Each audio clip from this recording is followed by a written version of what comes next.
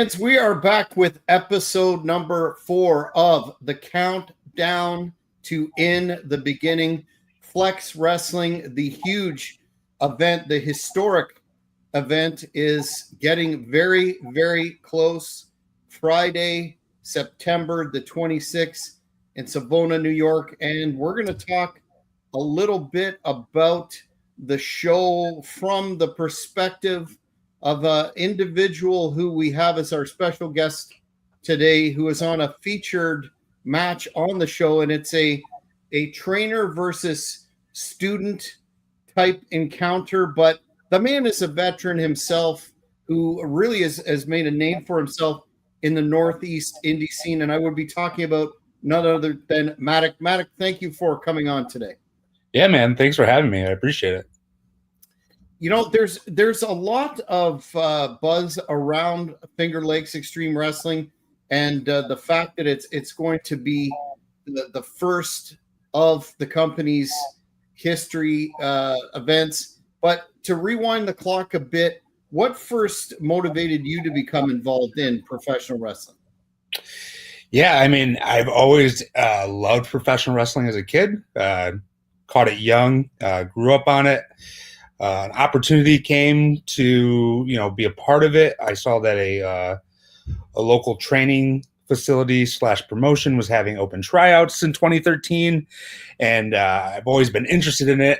And so that kind of caught my eye, and I kind of just jumped at the opportunity and went and did the open tryout. And I enjoyed my time there. And I feel like ever since then, I never looked back. That's great. In terms of your training process itself, I mentioned that you're going to be facing Colin Delaney, that veteran star who had a hand in your training as well. And I know Colin has made some comments about when you were training with him. What are your recollections of that experience? Yeah, so when I went into my first day of training, I honestly did not know that Colin was one of the trainers. I didn't really have an expectation of who the trainers were. When I saw him walked in, I was like, oh, I know who he is, So I was pretty excited about that, and Colin and I have kind of formed a great relationship. We're friends. We've stood across the ring from each other. He's one of the coaches at my school now.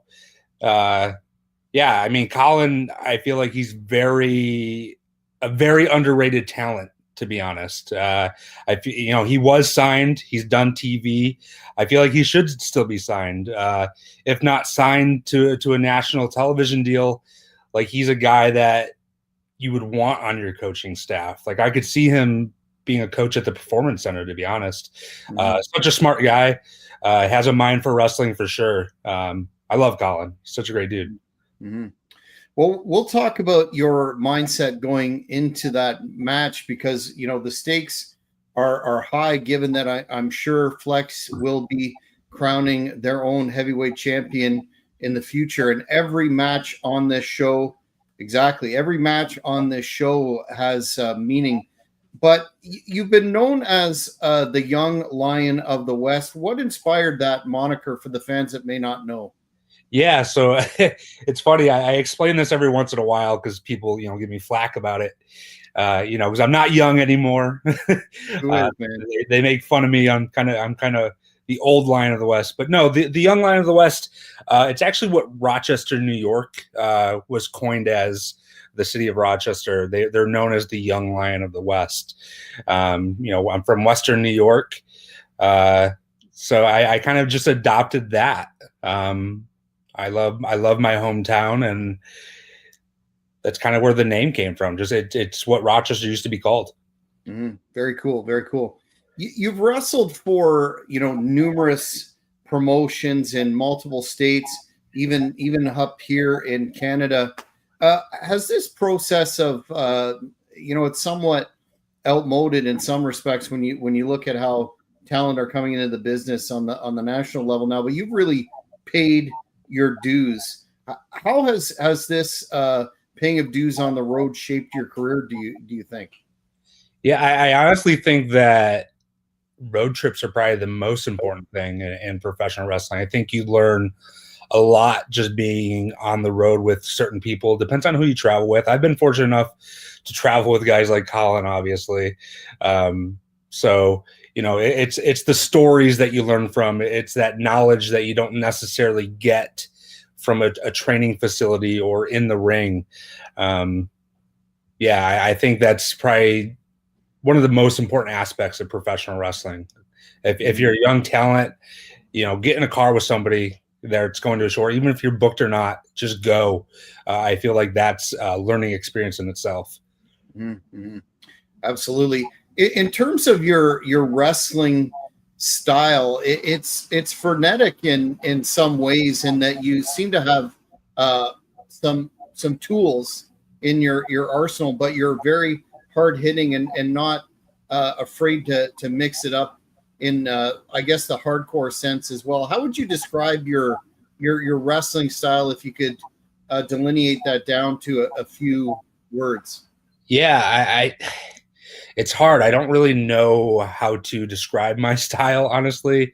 I feel like I'm more of like a hybrid. I try to be well versed in all different styles, and I think that just comes from, you know, the training school I attended. You know, I could do lucha, I could do strong style. I've mixed it up in some hardcore wrestling. I like to brawl. I can fly if I have to.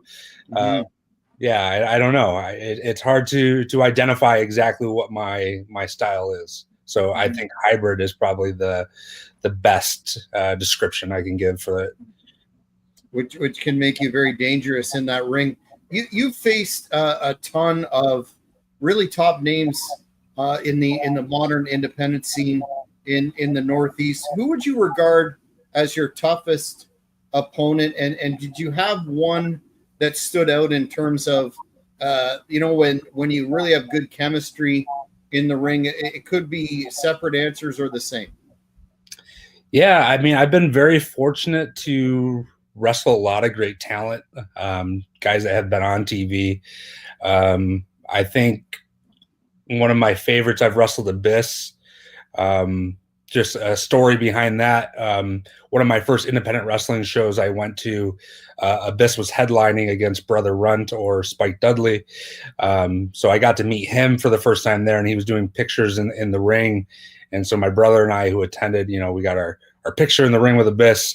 And then, you know, like a decade later, I got to share the ring with him, which is pretty freaking cool in my opinion. So that's kind of like a full circle moment.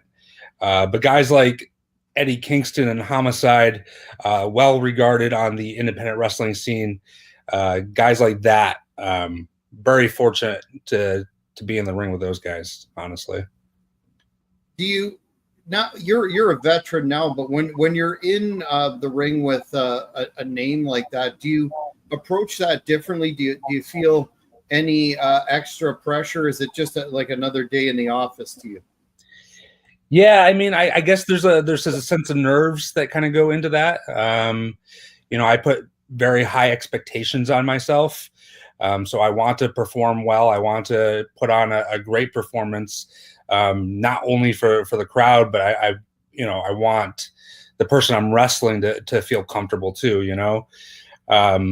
So yeah, I guess I definitely put an extra set of stress on myself for sure when I'm wrestling somebody of that nature.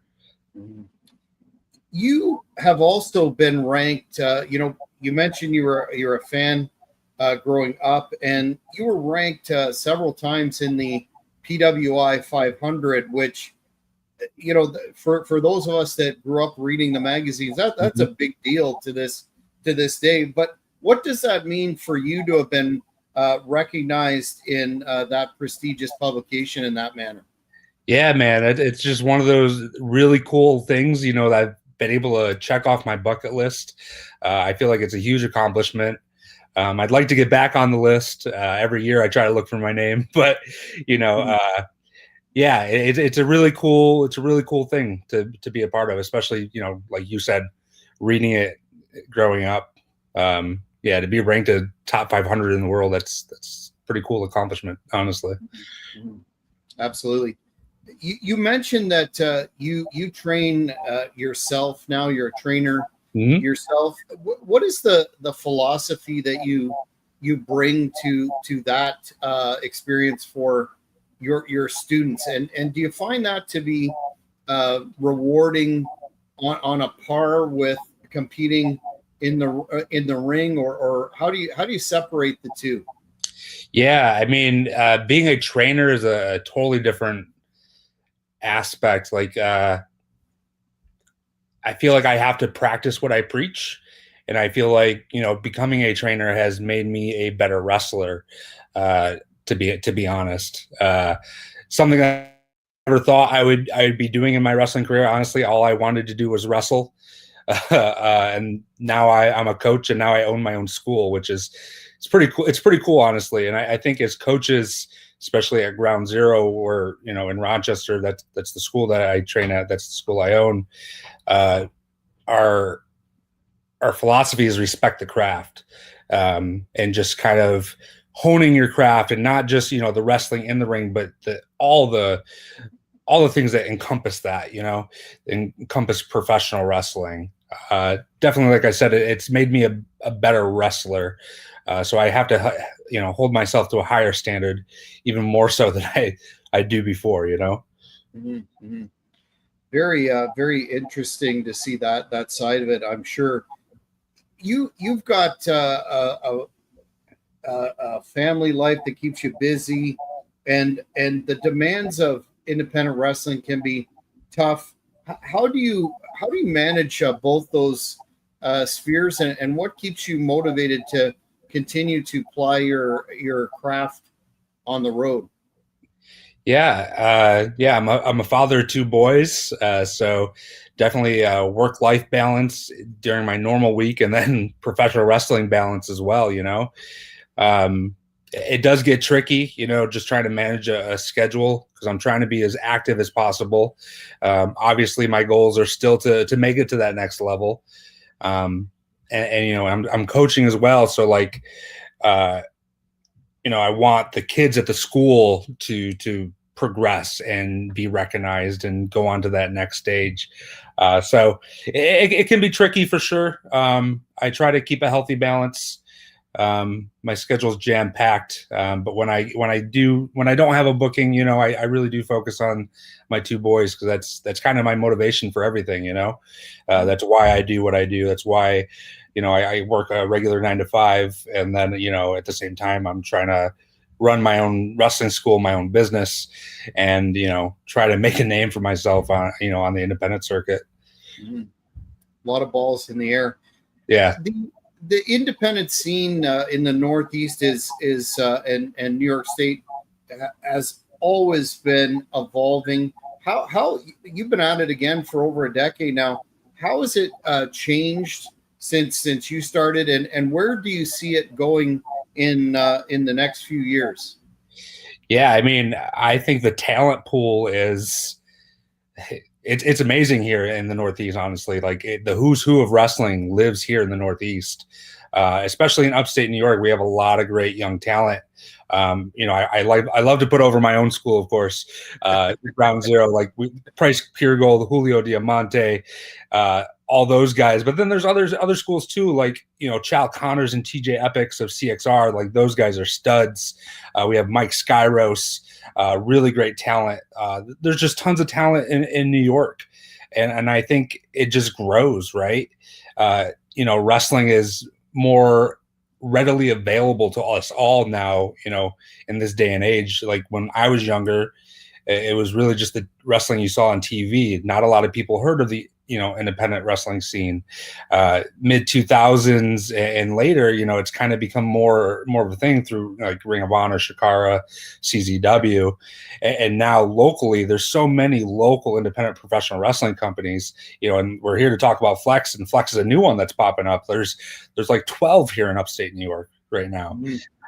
So there's a vast amount of talent in the area, and I just see it continuing to grow, to be honest.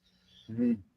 Yeah, and along those lines, we hear a lot of dissatisfaction amongst fans in terms of, I don't want to pick on WWE, but pick Sure. on WWE, that their ticket prices are outrageous. They're, pricing it out of the reach of a family entertainment when you've got to lay down $2,000 a ticket Sure. to see wrestling.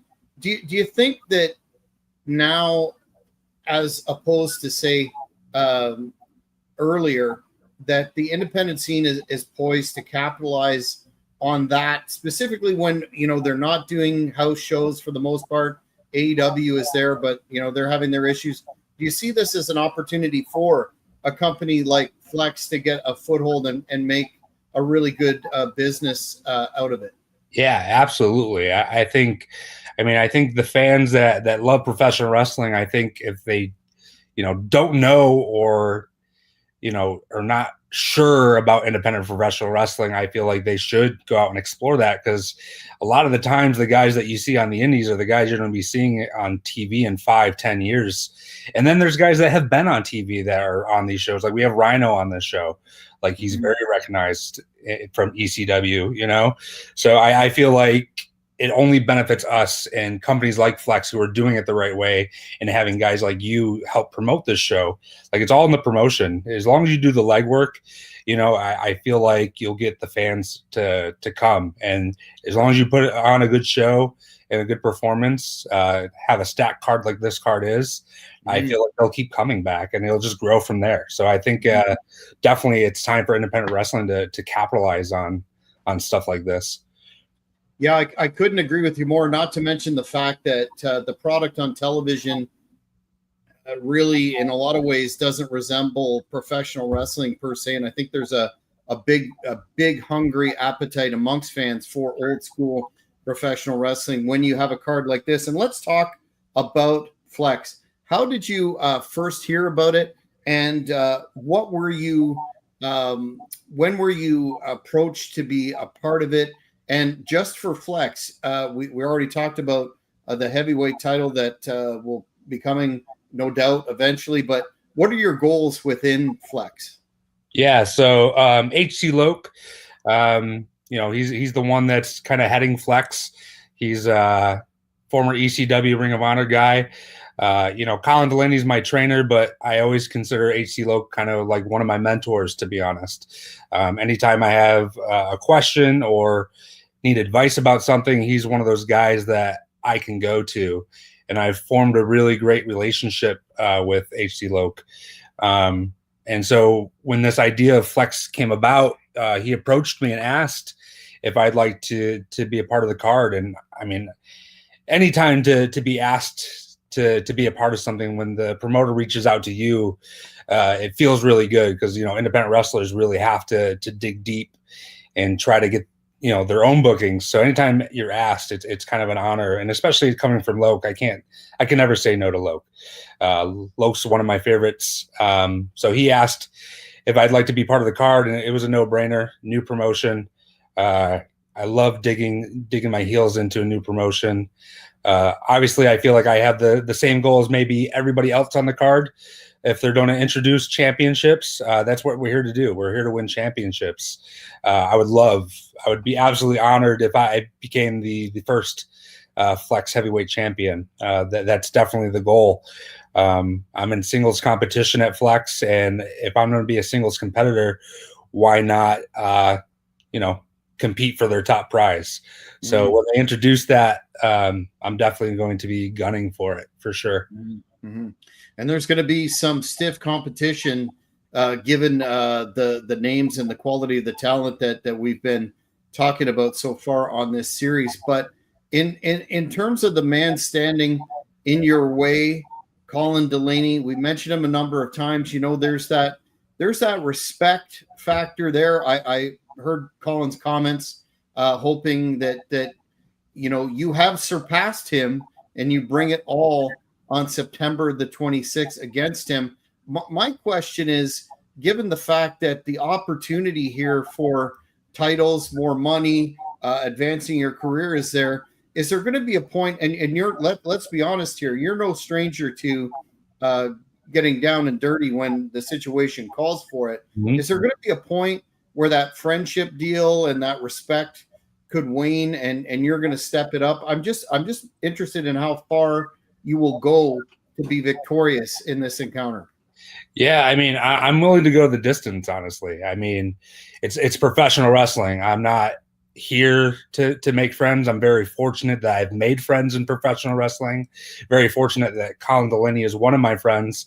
But I feel like, speaking to Colin, he has the same goals, right? If you're in professional wrestling, you want to win championships. So friendship aside, I think our goals are kind of the same, and neither one of us are going to stand in each other's way trying to climb that mountain and be the top guy in Flex. I love Colin Delaney. I respect Colin Delaney. But at the end of the day, he's an obstacle in my way, and I am trying to reach, that goal of being the first Flex champion. Colin knows me. I know Colin. We trained together. He trained me. I've watched him. We've traveled the roads together. This will be our third singles encounter. It's kind of like the rubber match. We're 1-1. We faced multiple times in tag competition, multi-man matches. But yeah, third time we're wrestling singles, and I plan on pulling out all the stops. Mm-hmm.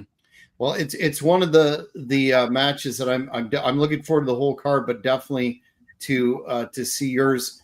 Wanted to just get a quick prediction. You talked about the main event and what a main event it is. Rhino, the ECW legend, WWE, you name it, he's done it. Hardcore guy still is the man beast against what a talent Sean Carr is. Sean was on the first episode here talking about this encounter. I think it's going to be a tremendous main event, but who do you see coming out on top in this one? Yeah, it's tough. It's such a unique match. Obviously Rhino, he's been there and he's done that. Sean Carr, he's highly regarded here in the upstate New York scene, is one of the top guys, to be honest. And Sean, he's wrestled the who's who of professional wrestling here in upstate New York, including names. I've actually been in the ring with both of them. Lasted a little bit longer with Sean Carr. I only lasted 3 seconds with Rhino. Well, we won't talk about that. But yeah, it's definitely an interesting match, and something that I will probably be keeping my eye out on, because you got to think whoever wins that one is also in contendership for the championship. If I really had to choose, I think Sean Carr obviously has the home field advantage, and if I know Sean Carr, he's definitely going to be pulling out all the stops as I would, So I'm kind of pulling for Sean on this one, to be honest. Mm-hmm. Well, the fans will be the winner in this match, because I think it's going to be a barn burner.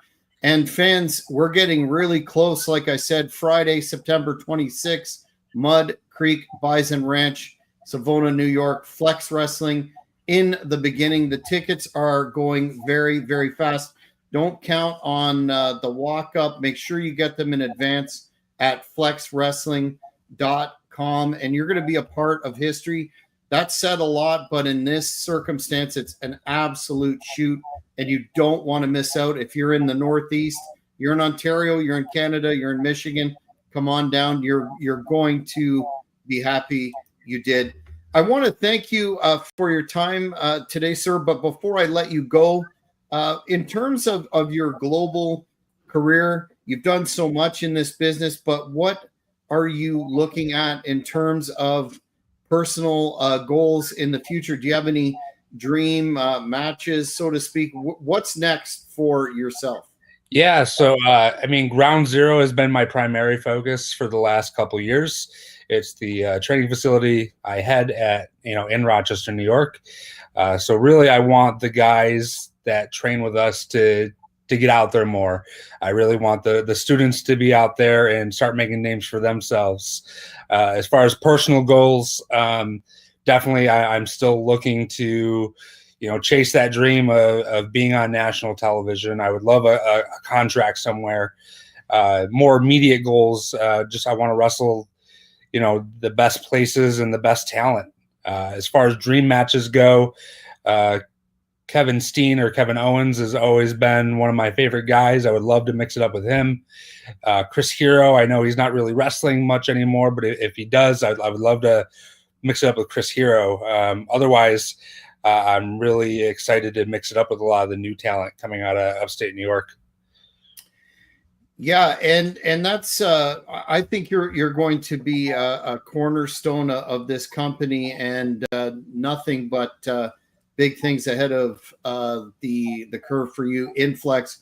Where can the fans keep up with you in terms of the school, your personal career, those social media platforms that you may have? Yeah, so if you want to follow Ground Zero, we're at Ground Zero 585. We have a YouTube, Facebook, X, Instagram. Come check us out.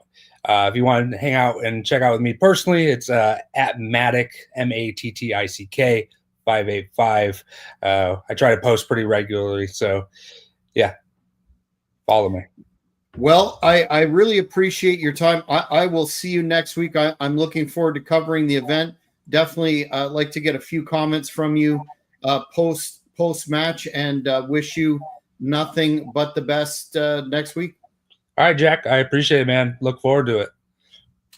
Well, fans, that's it for episode 4 of Countdown to In the Beginning. We're getting very, very close. Mattick, I want to thank him again for being on. And again, go to flexwrestling.com. They've got merch there. They've got all kinds of good stuff. Get your tickets and don't miss out on history in the making. Thank you for watching this video. Please give it a like if you enjoyed it. Be sure to follow us on all social media platforms at Cheap Heat Productions. Don't forget to hit the notification button and you won't miss any